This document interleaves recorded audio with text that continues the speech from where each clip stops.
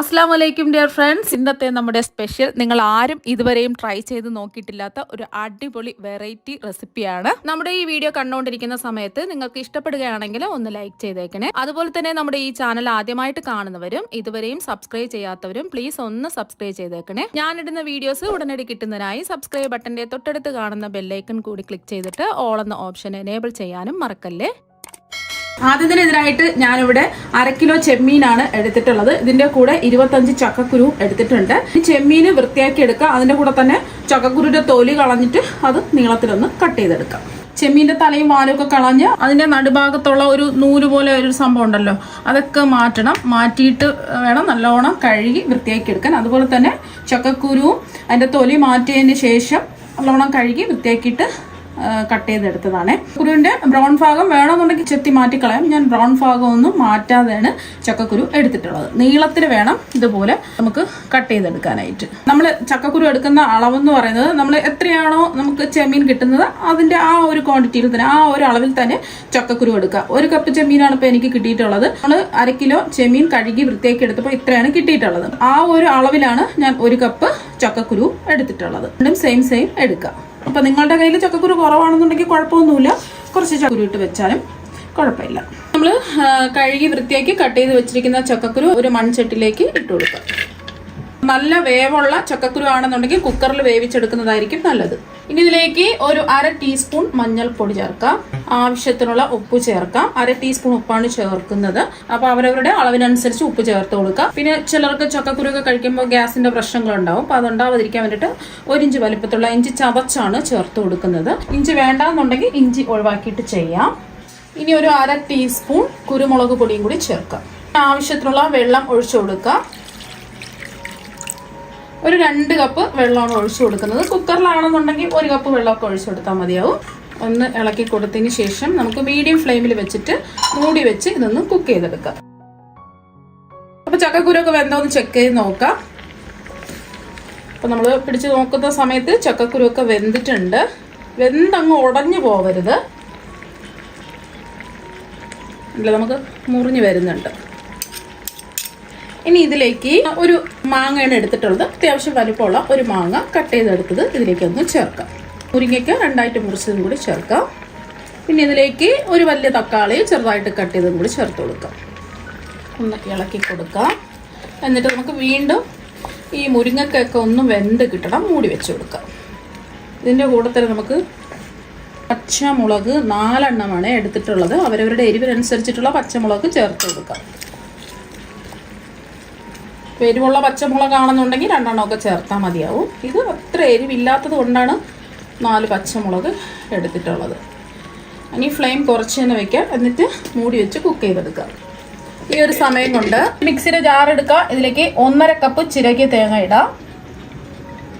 ഇനി ഇതിലേക്ക് 6 or 7 ചെറിയ ഉള്ളി ചേർക്കാം. ഇതിലേക്ക് ഒരു 2 ടീസ്പൂൺ മുളക് പൊടി ചേർക്കാം. ഞാനിപ്പോൾ കാശ്മീരി മുളക് പൊടിയാണ് എടുത്തിട്ടുള്ളത്. സാധാരണ എരിവുള്ള മുളക് പൊടിയാണെന്നുണ്ടെങ്കിൽ 1 ടീസ്പൂണൊക്കെ ചേർത്താൽ മതിയാവും. നമ്മൾ പച്ചമുളക് ചേർത്തിട്ടുണ്ട് എരിവിന് വേണ്ടിയിട്ട്. പിന്നെ കുരുമുളക് പൊടി ചക്കക്കുരു വേവിക്കുന്ന സമയത്ത് ചേർത്തിട്ടുണ്ട്.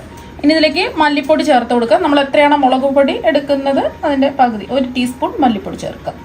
പിന്നെ മഞ്ഞൾപ്പൊടി നമ്മൾ ചക്കക്കുരു വേവിക്കുന്ന സമയത്ത് ചേർത്തിട്ടുണ്ട്. വേണമെന്നുണ്ടെങ്കിൽ ഒരു 1/4 ടീസ്പൂൺ ചേർത്ത് കൊടുക്കാം. നമ്മൾ ചക്കക്കുരു വേവിച്ച സമയത്ത് മഞ്ഞൾപ്പൊടി ചേർത്തത് കൊണ്ട് ഇപ്പോൾ ചേർക്കുന്നില്ല. പിന്നെ ഇതിലേക്ക് ഒരു 1/4 ടീസ്പൂൺ ഉലുവാപ്പൊടി ചേർക്കാം. ഉലുവ വറുത്ത് പൊടിച്ചെടുത്തതാണ്. ഇനി ഒരു തണ്ട് കറിവേപ്പില ചേർക്കാം. പിന്നെ ആവശ്യത്തിന് വെള്ളവും കൂടി ഒഴിച്ചു കൊടുക്കാം. ഞാനിപ്പോൾ 1 കപ്പ് വെള്ളമാണ് ഒഴിച്ചു കൊടുത്തിട്ടുള്ളത്. എത്രയാണോ നിങ്ങൾക്ക് അരച്ചെടുക്കാൻ പറ്റുന്നത് അത്രയും വെള്ളം ഒഴിച്ചു കൊടുക്കാം. എന്നിട്ട് ഇതൊന്ന് അരച്ചെടുക്കാം. അപ്പോൾ ഇത് അരച്ചെടുത്തു. മാങ്ങയും മുരിങ്ങക്കായും തക്കാളിയൊക്കെ വെന്ത് വന്നിട്ടുണ്ട്. ഇനി ഇതിലേക്ക് നമ്മൾ അരച്ചെടുത്ത അരപ്പ് ചേർത്ത് കൊടുക്കാം. ആറ് കഴുകി കുറച്ച് വെള്ളം കൂടി ഒഴിക്കാം. 1 കപ്പ് വെള്ളം കൂടി ഒഴിച്ചു. നമുക്ക് ആവശ്യത്തിനുള്ള ഉപ്പുണ്ടോയെന്നൊന്ന് ചെക്ക് ചെയ്ത് നോക്കാം. ചക്കക്കുരു വേവിച്ചെടുത്തപ്പോൾ മാത്രമേ നമ്മൾ ഉപ്പ് ചേർത്തിട്ടുള്ളൂ. അപ്പോൾ നിങ്ങൾക്ക് എത്രയാണോ ഗ്രേവി വേണ്ട അതനുസരിച്ച് വെള്ളം ഒഴിക്കുക. ഒരു 1/2 ടീസ്പൂൺ ഉപ്പ് ചേർക്കാം. എന്നിട്ട് ഒന്ന് ചെക്ക് ചെയ്ത് നോക്കാം ഉപ്പുണ്ടോയെന്ന്. ആവശ്യമെങ്കിൽ ഉപ്പ് ചേർത്ത് കൊടുക്കാം. ഇനി ഇതിലേക്ക് നമ്മൾ കഴുകി വൃത്തിയാക്കി വെച്ചിരിക്കുന്ന ചെമ്മീൻ ഇട്ട് കൊടുക്കാം.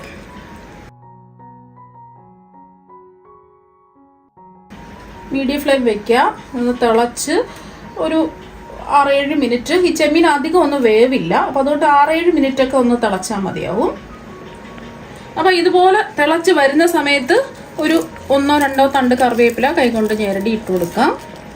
എന്നിട്ട് തിളച്ച് വരുന്ന സമയത്ത് ഫ്ലെയിം ഒന്ന് കുറച്ച് വെച്ച് കൊടുക്കുക. ലോ ടു മീഡിയം ഫ്ലെയിമിൽ വെക്കാം.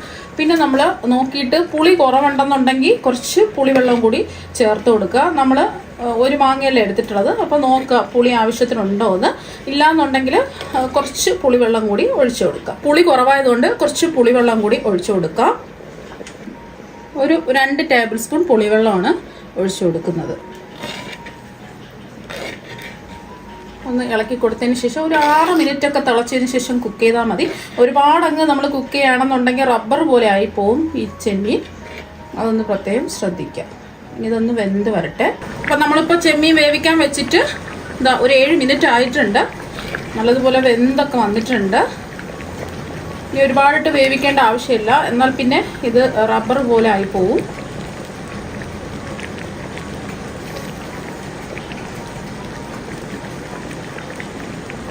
ചൂട് ജസ്റ്റ് ഒന്ന് മാറിക്കഴിയുമ്പോൾ കുറച്ചും കൂടെ ഒന്ന് കുറുകി വരും. ഈ ഒരു സമയം ഉപ്പൊക്കെ ഉണ്ടോ എന്ന് ചെക്ക് ചെയ്ത് നോക്കുക. ആവശ്യമെങ്കിലും ഉപ്പ് ചേർത്ത് കൊടുക്കുക.